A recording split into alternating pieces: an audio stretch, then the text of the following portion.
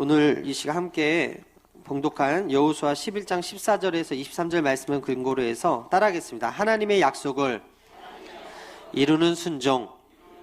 하나님의 약속을 이루는 순종.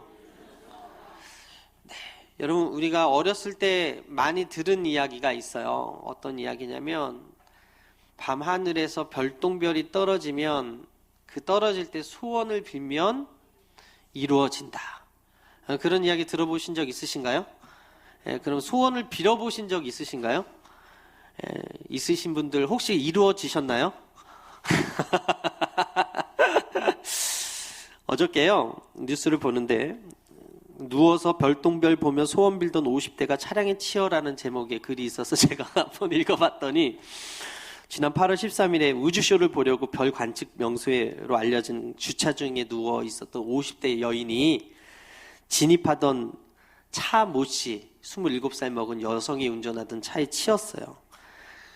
이들이 페르세우스 자리 유성우를 보려고 전남 일원 지역 내산 서원 주차장을 찾아서 소원을 빌면 이루어진다는 그것을 믿고 별자리가 떨어질 때 명당 자리를 찾다가 그렇게 사고가 났다는 기사를 보았습니다.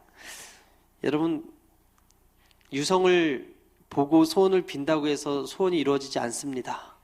소원이 이루어졌다면 저는 여기 있지 않았을 거예요. 또 모르죠. 그런데 우리 믿음의 사람들은요, 세상의 생각과는 달리 살아야 되고요. 믿음의 사람들은요, 세상의 소리 속에서 분별할 수 있는 지혜가 있어야 된다고 생각합니다. 그래서 여러분 항상 바른 분별력을 가지고 사십시오.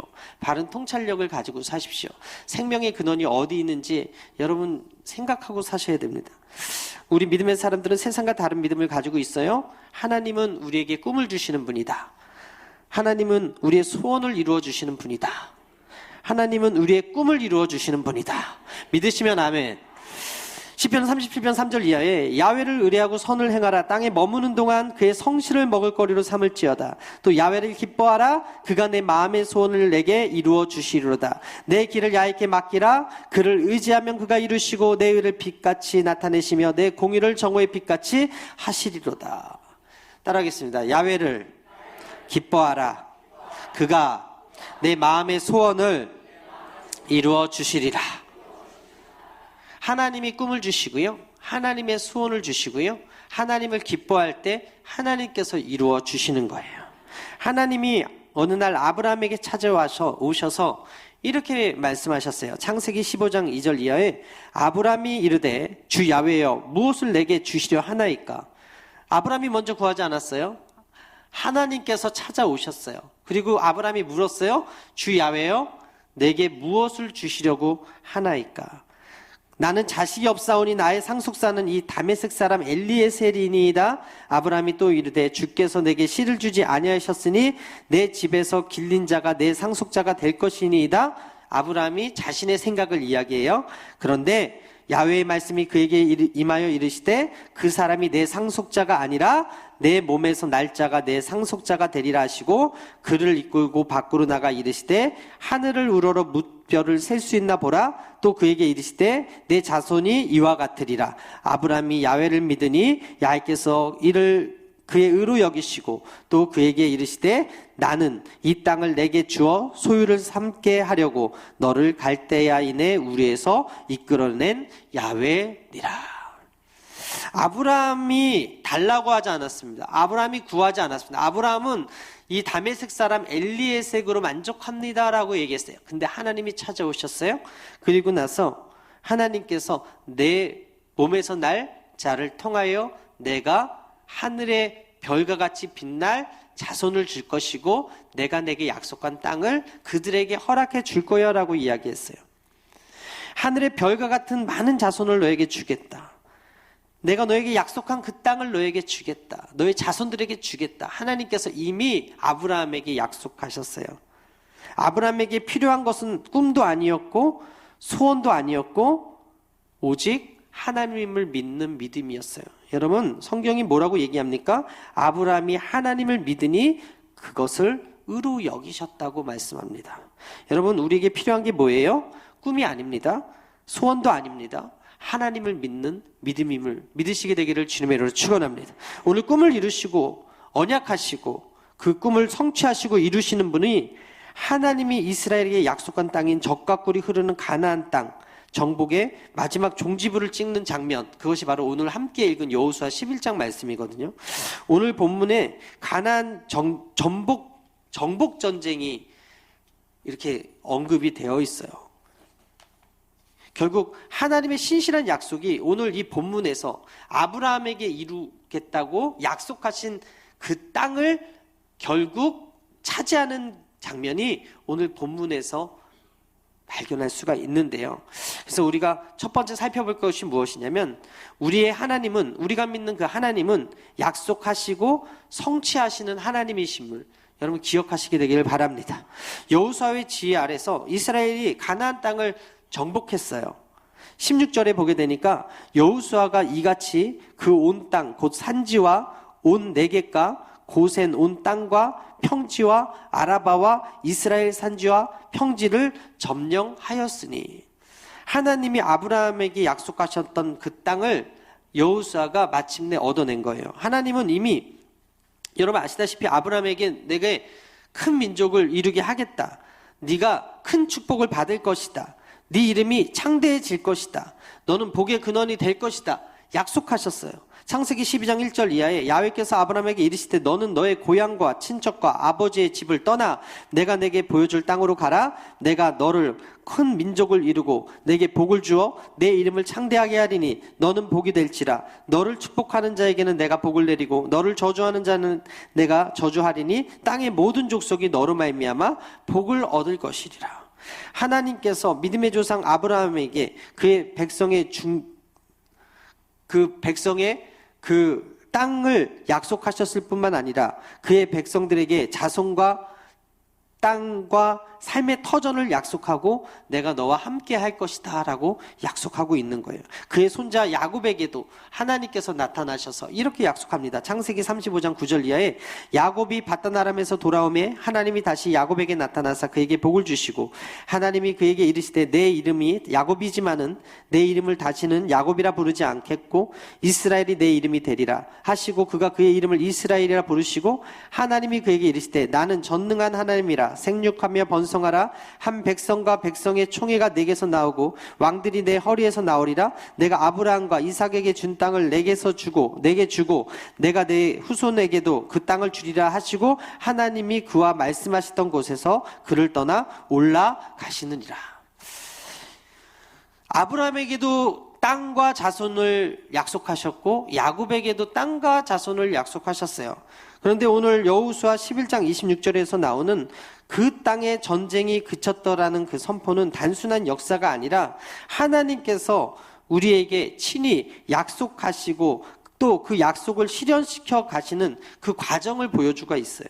오늘날 우리는 여러분 영적 전쟁을 하고 있습니다.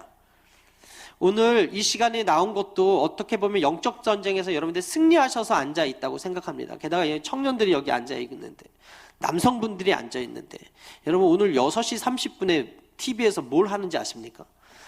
축구를 합니다. 축구를 8강전을 합니다. 축구에 관심이 없기 때문에 이곳에 앉아 계신 건 아니실 거라고 믿습니다.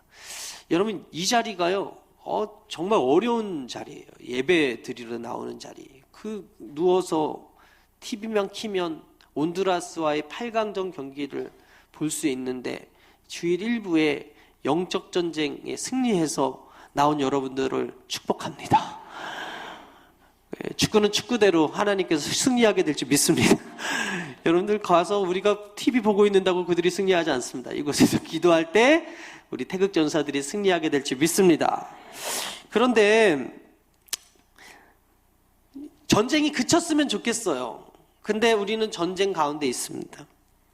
우리가 북한과의 전쟁이 끝난 게 아니에요. 전쟁 중에 있어요.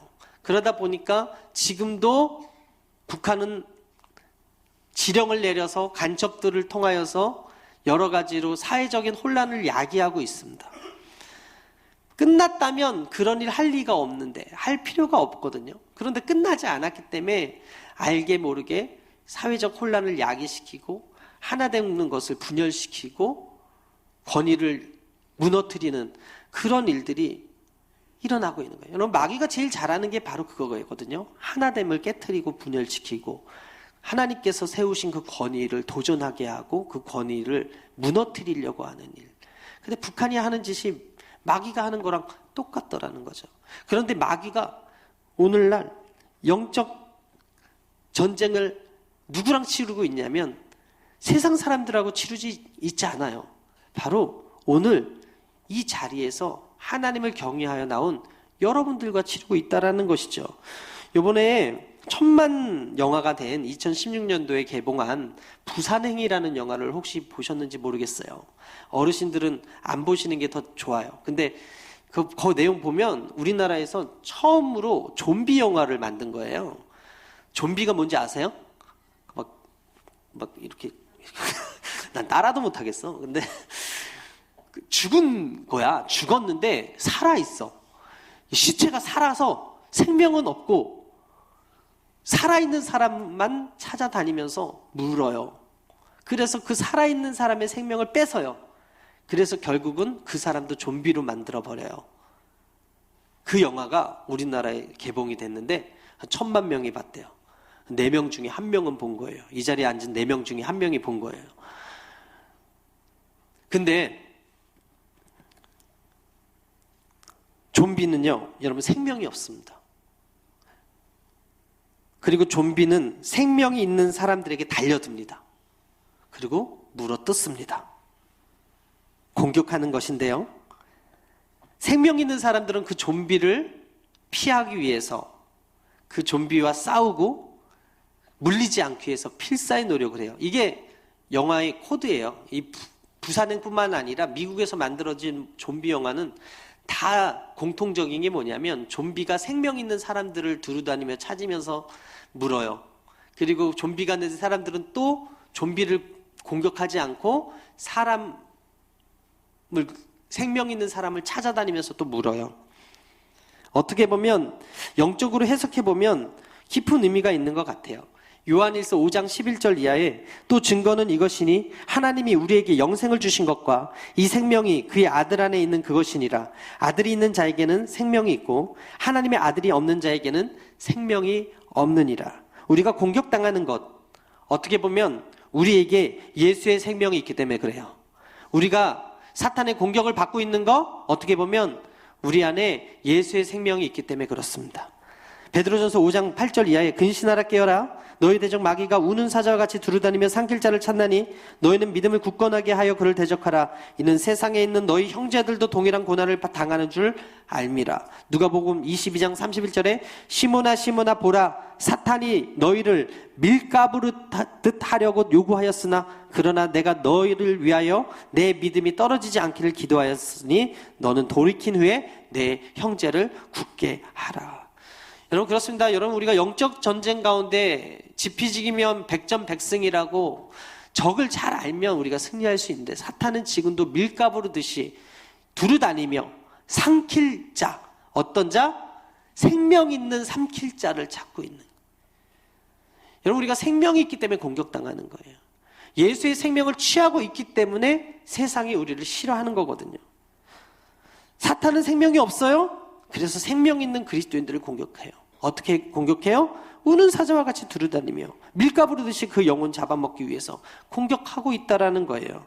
오늘날 예수 믿기 어려운 시대예요. 아니 예수님 오신 이후부터 기독교인의 핍박이 계속해서 이어지고 있는 시대예요. 마태복음 10장 34절에 내가 세상에 화평을 주러 온 줄로 생각하지 말라. 화평이 아니요 검을 주러 왔느라. 이게 무슨 얘기예요? 우리가 예수 믿으면 평안해야 되는데, 예수 믿으면 전쟁이 없어야 되는데, 예수님 때문에 우리가 핍박이 있고 예수님의 생명을 취하고 있기 때문에 악한 영의 공격을 받을 수밖에 없다라는 거예요. 교회가 욕을 먹고 있습니다. 목사님들이 욕을 먹고 있습니다. 기독교가 개독교라 불립니다. 예수 믿는다고 하는 것을 자랑스럽게 여기기는커녕 공격받을까봐 숨어서 살아가는 사람이 너무나 많습니다. 그런데요, 이번에 리우 올림픽에서 지난 8월 5일 피지와의 경기 석현준 선수가 골을 넣고 기도했어요. 그리고 또 3일 뒤 열린 독일과의 조별 예선에서도 골을 넣고 기도했어요. 이것을 가지고서 종교자유정책연구원이라는 곳에서 성명을 내고 올림픽은 개인 종교를 드러내는 곳이 아니라고 하면서 석현준 선수의 기도하는 모습에 대해서 엄청난 컴플레인을 걸었어요. 기도 세레머니 강하겠다고 질책했다는 거죠. 특히 종교자유정책연구원에서 기도 세레머니는 상대팀에 대한 배려는 물론 타 종교인이나 무종교인의 정서를 무시하는 행위이기 때문에 하지 않아야 되는 것이고, 공공화합의 장인 올림픽을 개인의 종교 선전의 장으로 왜곡시키지 말아야 된다라고 이야기했다는 거예요. 근데 제가 어저께 이 기사를 찾아보는데 이 기사를 올린 그 신문이 무슨 신문이었냐면 불교 신문이었어요. 법보신문. 참 아이러니하죠. 그럼에도 불구하고 석현준 선수가 그 신앙을 지키기를 여러분 기도해 주시기 바라고요. 이번 양궁에서 1위를 한 금메달 딴 우리 장혜진 선수, 그가 뭐라고 그랬냐면 모든 결과는 하나님이 주신다, 모든 영광을 하나님께 돌린다라고 말해서 화제가 되고 있습니다.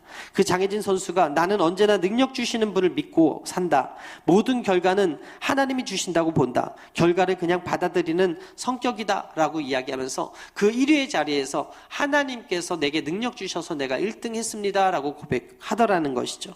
저는 이게 믿음의 사람의 모습이라고 생각해요. 영적으로 공격당할까 봐 두려워서 숨는 것이 아니라 대놓고 나에게 예수의 생명이 있기 때문에 어떤 원수의 공격과 핍박에서도 나는 자랑스러운 태극기 앞에가 아니라 나는 자랑스러운 기독교인으로서 예수를 믿는 하나님의 사람으로서 살아간다는 그런 믿음이 여러분들에게 있게 되기를 주님의 이름으로 축원합니다. 마태복음 10장 32절에 예수님께서 이렇게 말씀하셨어요. 누구든지 사람 앞에서 나를 시인하면 나도 하늘에 계신 내 아버지 앞에서 그를 시인할 것이요, 누구든지 사람 앞에서 나를 부인하면 나도 하늘에 계신 내 아버지 앞에서 그를 부인하리라. 믿는 사람들이 하나님을 믿는 것, 드러내는 것, 두려워하지 않고 사는 거 얼마나 중요한지 오늘 여호수아가 보여주고 있거든요. 여호수아 11장은요 하나님께서 그의 백성에게 주시기로 한 그 약속의 땅 정복의 마지막 완성 과정을 보여주고 있습니다. 이스라엘의 하나님이 우리들에게 약속하심으로 말미암아서 삶의 의미와 희망을 주시고 그 약속을 성취해 나가심으로 말미암아 우리에게 영광과 찬양을 받으시는 좋으신 하나님이심을 여러분 믿으시게 되기를 바랍니다. 앞서 언급했지만 오늘 우리들은요 신앙생활을 하기 되게 힘든 시련의 시기를 겪고 있어요. 이때 필요한 것이 무엇입니까? 하나님의 신실한 약속이에요. 그럼에도 불구하고 내가 너를 사랑한다. 그럼에도 불구하고 내가 너와 함께한다. 그럼에도 불구하고 내가 네 편에 서 있다라는 하나님의 약속의 말씀이라는 거죠. 여러분, 예레미야 9장 37절에 이런 말씀이 있어요. 보라, 내가 노여움과 분한과 큰 분노로 그들을 쫓아보내었던 모든 지방에서 그들을 모아들여 이곳으로 돌아오게 하여 안전히 살게 할 것이라. 그들은 내 백성이 되겠고 나는 그들의 하나님이 될 것이며 내가 그들에게 한 마음과 한 길을 주어 자기들과 자기 후손의 복을 위하여 항상 나를 경외하게 하고 내가 그들에게 복을 주기 위하여 그들을 떠나지 아니하리라 하는 영원한 언약을 그들에게 세우고 나를 경외함을 그들의 마음에 두어 나를 떠나지 않게 하고 내가 기쁨으로 그들에게 복을 주되 분명히 나의 마음과 정성을 다하여 그들을 이 땅에 심으리라. 야훼께서 이와 같이 말씀하시니라. 내가 이 백성에게 이 큰 재앙을 내린 것 같이 허락한 모든 복을 그들에게 내리리라. 여러분, 하나님의 약속을 받으면 우리에게 힘이 생기는 거예요. 하나님의 언약의 약속을 받으면 우리에게 위로가 되는 거예요. 하나님의 약속이 선포되어지는 곳은 세상이 아니에요. 이마트가 아니에요. 롯데마트가 아니에요. TV가 아니에요. 세상의 약속을 하나님께서 주시는 그 언약이 선포되는 곳은 바로 이 예배 시간인 것을 여러분 기억하시고 죽어서도 그 자리를 지켜야 되겠다. 어떤 일이 있어도 이 자리는 떠나지 않아야 되겠다. 그런 확실한 믿음과 그런 결단이 여러분들에게 있게 되기를 바랍니다. 대한민국 현실을 말씀드리면 어디서부터 손댈지 모르는 게 대한민국 교회 그리고 대한민국 사회의 현실이에요. 교회 안에서 여러분 불륜이 일어나요. 청소년들이 음란물에 중독돼 있어요. 게임에 중독돼 있어요. 스마트폰에 빠져서 어디서 어떤 죄를 짓는지 몰라요. 성인들은 똑같은 죄를 10년, 20년 계속해서 반복해요. 교회에서 회개하고 또 똑같이 죄를 져요. 교회 직분자니까 옷 입고서 예배 참석하는데 그럼에도 불구하고 하나님만 아시는 그 부끄러운 죄 우리 안에 있다는 것, 그것이 현실 아닙니까? 지난주 라이즈 업 무브먼트의 이동현 목사님이란 분이요, 20년 가까이 청소년 사역을 해왔는데 사임하셨어요. 청소년들에게는 스타 강사고 많은 사람들에게 한국이여 일어나라, 라이즈 업 코리아 시청 앞에서 하나님을 높이는 그런 대회를 주최했던 중심에 섰던 그 목사님이 2006년부터 2008년까지 당시 고등학생이었던 학생과 성관계를 맺은 거예요. 그래서 그 사건이 터진 거예요. 세상이 시끄러워요. 그리고 라이즈 업 코리아 8월 7일 지난주에 시청 앞에서, 즉 그 동성애가 퀴어 축제가 있었던 그 장소에서 거룩한 땅으로 하나님 만들어달라는 기도하려고 준비했던 그 대회가 이 목사님의 과거의 그 성적인 죄로 말미암아서 모든 것이 전격 취소가 돼버렸어요. 사탄은 지금도요 목사님들을 무너뜨려요. 사탄은 지금도요 영적 권위자들을 무너뜨리는 거예요. 그래서 다시 목사님들이 욕을 먹고 교회가 욕을 먹고 사람들이 교회에 대해서 희망을 갖지 않아요. 여러분 알고 계십니까? 수년 동안 출판되고 있는 책 중에서 청소년 사역 이렇게 하면 성공한다, 청년 사역 이렇게 하면 부흥한다 하는 그 책이요 나오지 않고 있습니다. 무슨 의미예요? 청년 사역, 청소년 사역 실패하고 있다라는 거예요. 어렵다고 이야기해요. 부흥 안 된다고 이야기해요. 그런데 아이러니하게요, 신천지 이단 단체가 지하에서 지상으로 올라와서 서울 시내의 윤곽을 드러내고 있어요. 버스에도 광고하고 있어요. 어떤 보도에 의하면 7만 명, 10만 명까지 동원해서 잠실 경기장에서 모였다고 이야기해요. 중요한 사실은 무엇입니까? 그곳에 모여서 데모하고 그곳에 모여서 집회하는 청년들의 그 사람들의 80%가 청년들이었다라는 거죠. 교회 청년들 다 어디 갔어요? 교회 청소년들 다 어디 갔어요? 어렵다고 이야기할 때 수많은 대한민국 청소년과 청년들이 이단 사이비에 빠져서 교회를 대적하고 목사님들을 욕하고 기독교를 개독교라고 욕하는 그 자리에 같이 서서 공격하고 있다라는 거예요. 여러분 우리가 한 가지 오해하고 있는 게 무엇이냐면 세상이 악해서 이 시대에 믿음 생활하기 힘들다? 여러분 그건 변명이라는 것입니다. 이 세상은 원래 악했어요. 예수님이 우리에게 세상을 맡길 때 악한 세상을 전제로 악한 세상이 될 것이라는 것을 말씀하시고 그 안에서 믿음을 지키라고 말씀하셨어요. 요한복음 16장 33절에 이것을 너에게 이르는 것은 너희로 내 안에서 평안을 누리게 하려 함이라. 세상에서는 너희가 환난을 당하나 그러나 담대하라, 내가 세상을 이겼노라. 세상이 악해서 믿음 생활 못하는 게 아니거든요.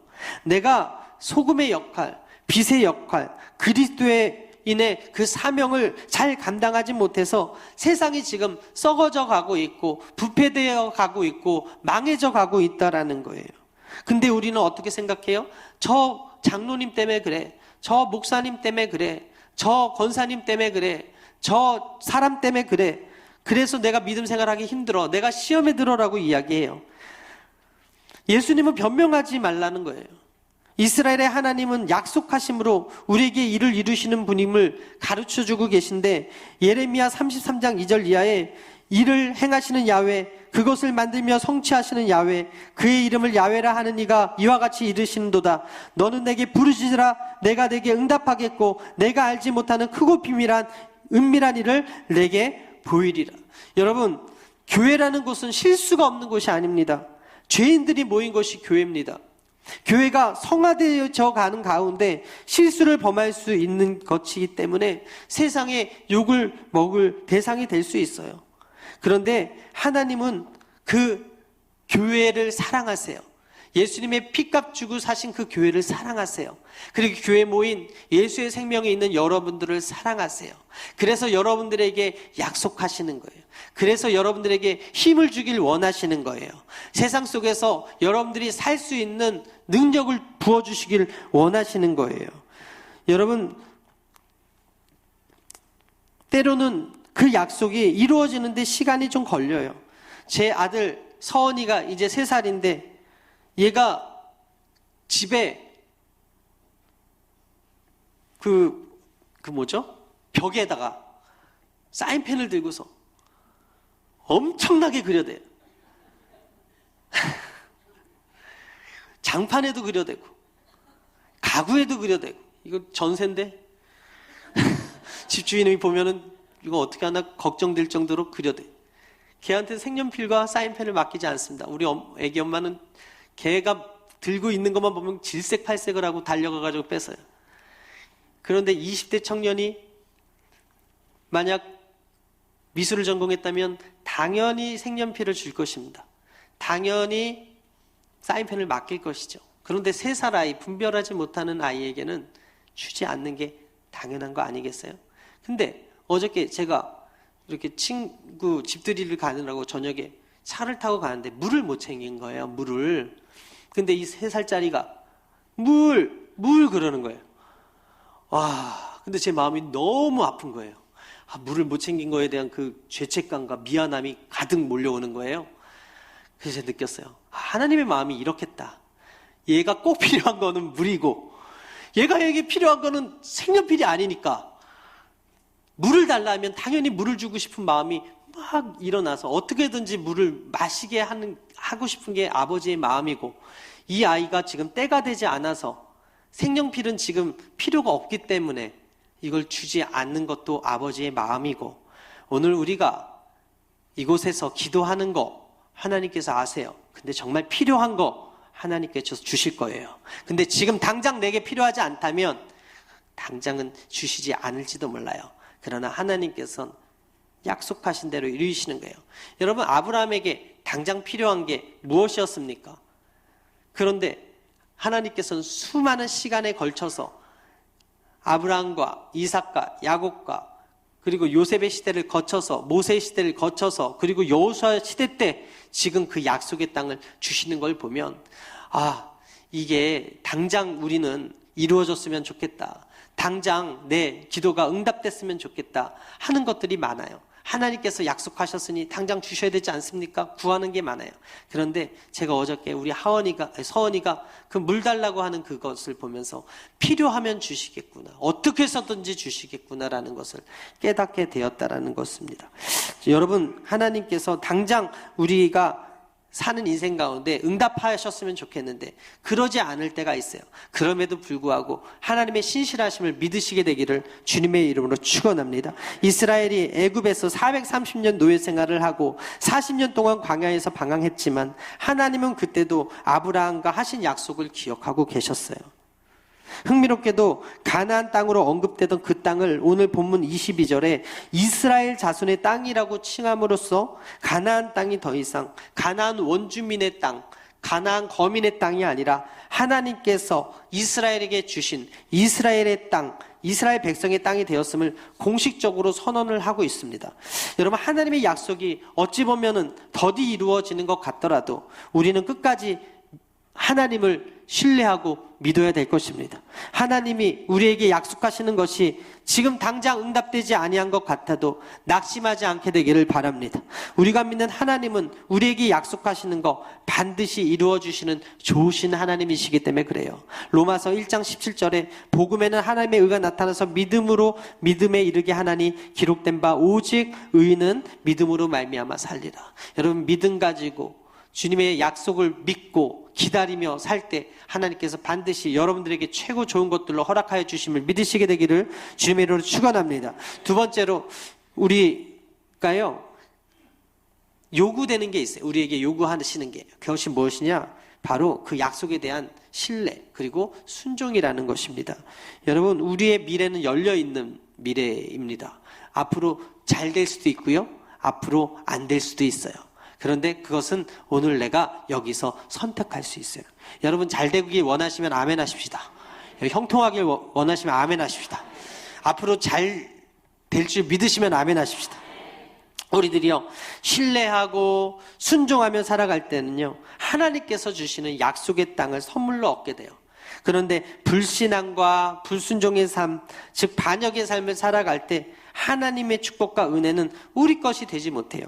여호수아와 그의 백성들이요, 야훼 하나님의 직접적인 명령과 모세를 통한 명령에 순종했어요. 어찌 보면 너무 심하지 않나 싶을 정도로 정복 과정에서 많은 살육을 했어요. 여러분 14절 이하에 보게 되니까 계속 진멸하고 죽였대요. 하나도 남김없이.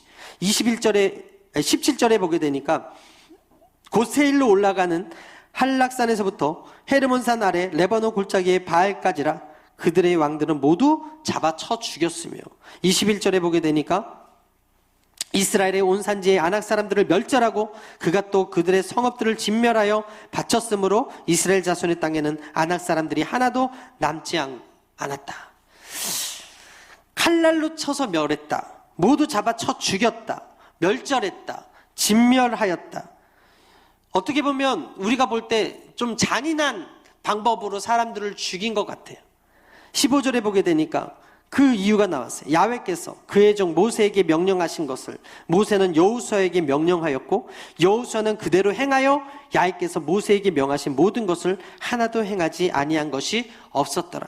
하나님의 말씀에 이 모세가 순종한 것처럼 여호수아가 절대적으로 순종해서 그 땅을 선물로 받았다라는 것입니다. 여러분 여호수아가 그들을 조금도 불쌍히 여기지 않고 진멸시켜서 야훼 하나님께 바친 것은 야훼께서 모세에게 명하신 헤렛법이라는 즉 진멸하여 야훼께 그들을 제물로 바친다는 의미를 가진 법을 실행하여 것이었습니다. 그래서 신명기 7장 1절 이하에 이런 말씀이 있거든요. 내 하나님 야훼께서 너를 인도하사 내가 가서 차지할 땅으로 들이시고 내 앞에서 여러 민족 헷 족속과 기르가스 족속과 아모리 족속과 가나안 족속과 브리스 족속과 히위 족속과 여부스 족속 곧 너보다 많고 힘이 센 7 족속을 쫓아내실 때 내 하나님 야훼께서 그들을 내게 넘겨 내게 치게 하리니 그때 너는 그들을 진멸할 것이라. 그들과 어떤 언약도 하지 말 것이며 또 그들을 불쌍히 여기지 말 것이며 내 하나님 야훼께서 내게 명령하신 대로 하라. 하나님의 약속을 이루시기 위해서 여호수아가 그 가나안 땅의 정복 작전을 7년 동안 전쟁을 했어요. 그래서 믿음으로 결단하고 그 땅에 있었던 모든 거민들을 쳐 죽였어요. 진멸했어요. 그런데 이것이 하나님께 드림받은 제사가 되었다라는 거예요. 하나님께서 이렇게까지 하신 것은 이스라엘 백성에게 오직 하나님만 섬기게 하려는 특단의 대책이었습니다. 결국 이스라엘이 하나님이 명령하신 대로 순종하였더니 하나님께서 그 가나안 땅, 아브라함에게 약속하셨던 그 젖과 꿀이 흐르는 땅을 허락해 주셨어요. 여러분 우리가 신생아가 태어나면요 신생아에 맞춰서 집안을 정리를 해요. 아이가 커서 1살 배기 돌이 돼서 이렇게 걸어 다니기 시작하면 아이가 만져서는 안 될 것, 아이들이 부닥치면 안 될 위험 요소들을 제거를 해요. 우리가 어떻게 보면 야 하나님이 너무 심한 거 아닌가? 이 사람들하고 화친하고 살면 되지 않나? 라고 생각을 할 수가 있어요. 그런데 하나님께서 그렇게 하신 것은 누구를 위해서였냐면 이스라엘 백성들을 보호하기 위함이었다라는 것이죠. 너무 잔인하게 원래 살고 있던 터전에서 죽게 되는 그들의 입장에서 보면 요사이 말하는 인본주의 사상에 위배되어 인권에 위배되는 그런 일을 하나님께서 하신 거예요. 그런데 여호수아 11장 20절에 그 해답이 있는 거예요. 그들의 마음이 완악하여 이스라엘을 대적하여 싸우러 온 것은 야훼께서 그리하게 하신 것이라 그들을 진멸하여 바치게 하여 은혜를 입지 못하게 하시고 야훼께서 모세에게 명령하신 대로 그들을 멸하려 하심이었더라. 여러분 기브온 거민을 제외한 나머지 가나안 족속이 모두 이스라엘 백성하고 전쟁을 치루었는데 그들의 공통적인 것이 무엇이냐면 마음이 완악해져서 화친을 선택할 줄 몰랐다고 성경은 기록합니다. 그들은 전쟁에서 모두 패배했고 비참한 멸망을 얻게 되었는데 거기에 야훼께서 그리하게 하셨다라고 써 있어요. 그 표현은요 야훼께서 그들의 마음을 완악하게 바꾸셨다라는 게 아니에요. 그것은요 그들의 완악함을 그대로 내버려 두셨다라는 거예요. 기본에 사는 히위 족속 외에 다른 족속들 이스라엘과 화친 맺기를 원치 않고 끝까지 저항하고 전쟁하려 나온 이유는 그들의 죄악을 심판하시기 위해서 하나님께서 그들의 마음에 은혜를 베푸신 것이 아니라 그들을 완악한 상태로 그냥 내버려 두셨기 때문이다 라고 성경은 이야기하는 거예요. 여러분 죄의 특징 가운데 하나가 뭐냐면 완고함이거든요. 로마서 1장 24절에 그러므로 하나님께서 그들을 마음의 정욕대로 더러움에 내버려 두사 그들의 몸을 서로 욕되게 하셨으니 이는 그들이 하나님의 진리를 거짓 것으로 바꾸어 피조물을 조물주보다 더 경배하고 섬김이라. 로마서 1장 28절에 또한 그들이 마음에 하나님 두기를 싫어하며 하나님께서 그들을 그 상실한 마음대로 내버려 두사 합당하지 못한 일을 하게 하셨으니. 여러분, 죄는 스스로 뉘우치지 않고 약함을 인정하지 않으며 하나님께 대항을 하게 합니다. 그러나 결국 하나님의 손에 완전히 패하게 됩니다. 따라서 완악함에서 벗어나서 부드러운 마음을 갖게 된 사람은 내면의 영적 전쟁에서 승리한 사람입니다. 오늘 우리는 마음이 강팍해지는 것을 경계해야 되는 그 자리에 서 있습니다. 왜냐하면 그 마음이 강팍해지면 특징이 뭐냐면 하나님 말씀을 마음에 두기 싫어해요. 하나님의 말씀을 듣기 싫어해요. 그리고 순종하기를 거절해요. 무엇보다도 하나님 자녀로의 초청을 무시해요. 여기서 우리가 깨달아야 되는 것은 무엇입니까? 하나님의 언약으로 부름받았으면 우리는 하나님께 버림받지 않도록 마음을 잘 살펴서 두렵고 떨리는 마음으로 구원을 이루어서 하나님 편에서 하나님의 축복을 받는 그런 삶을 살아야 된다는 거예요. 진멸당할 수밖에 없는 우리에게 죄를 깨달아 돌이킬 수 있는 마음을 주셨어요. 그래서 구원 얻게 하셨어요. 이것이 바로 은혜라는 거예요. 이스라엘은 약속의 땅을 얻기 위해서 오랜 시간 피땀 흘린 전투의 시간을 가져야 했고, 오늘 우리도 영적 전쟁 가운데 전투를 하고 있는데 하나님의 은혜로 구원받은 우리도 계속해서 우는 사자와 같이 두루다니며 삼킬 자를 찾는 그 악한 무리, 그 영적인 대상 사탄에게 넘어지지 않도록 죄와 싸워서 승리해야 됨을 여러분 기억하시게 되기를 바랍니다. 빌립보서 2장 12절에 그러므로 나의 사랑하는 자들아 너희가 나 있을 때뿐 아니라 더욱 지금 나 없을 때에도 항상 복종하여 두렵고 떨림으로 너희 구원을 이루라. 여러분, 마음이 완악해지면요 하나님을 바라보지 못합니다. 과거에 출애굽했던 바로가 그의 마음이 완악하게 되어서 하나님의 섭리를 바라보지 못했어요. 가나안 사람들도 그들의 마음이 완악하게 되어서 하나님의 역사를 이해하지 못했어요. 마음이 완악한 사람들은 하나님의 역사와 계획과 그 섭리를 무시해요. 그래서 하나님을 경외하지도 않아요. 하나님을 두려워하지도 않아요. 대신 사람을 두려워해요. 그래서 하나님의 영의 활동을 통하여서 주어지는 미래의 축복을 선물로 받지 못해요. 여러분, 이 마음의 완악함은 우리도 예외일 수 없는 게, 마음이 완악해졌던 야곱의 아들들이 요셉을 은 20에 팔았어요. 마음이 완악해진 가룟 유다가 예수님을 은 30에 팔았어요. 마음이 완악해졌던 10명의 정탐꾼이 아낙 자손들을 보고 스스로 메뚜기라 칭하였어요. 결국 그 악평을 들으신 하나님께서 화가 나셨어요. 그래서 그들에게 심판을 내리셨는데 그들이 살아서는 약속의 땅에 들어가지 못할 것이다. 왜 그들이 그렇게 부정적인 보고를 했습니까? 여호수아와 갈렙 빼고 그들이 본 것이 있어요. 바로 환경이에요. 그들이 본 것이 있어요. 가나안 거민이에요. 거기서 그 가나안 거민은 아낙 자손이라고 이야기해요. 그런데 믿음의 눈을 보고 저들은 우리의 밥입니다라고 얘기했던 여호수아와 갈렙은 오늘 그 아낙 자손의 앞에서 상을 베푸신 하나님을 찬양하고 있더라는 것입니다. 결국 마음이 완악해진 그들의 악평으로 인해서 이스라엘 백성은 40년 광야 생활을 하게 되지만 오늘 믿음의 눈을 보고 믿음의 눈을 바라보고 하나님이 우리와 함께 하시면 저들은 우리의 밥입니다라고 보고했던 여호수아와 갈렙이 이 땅을 취함으로 말미암아서 아낙 자손을 쫓아내고 진멸함으로 말미암아서 하나님의 신실하신 약속이 이루어지신 것을 우리가 볼 수 있습니다. 잠언 4장 23절 이하에 모든 지킬 만한 것 중에 너희 내 마음을 지키라. 생명의 근원을 이에서 남이라. 구부러진 말을 내 입에서 멀리하며 비뚤어진 말을 내 입에서 멀리하라. 여러분, 마음을 지키는 것 중요합니다. 입술에 파수꾼 세우는 것 중요합니다. 하나님이 들으시기 때문에 그렇습니다.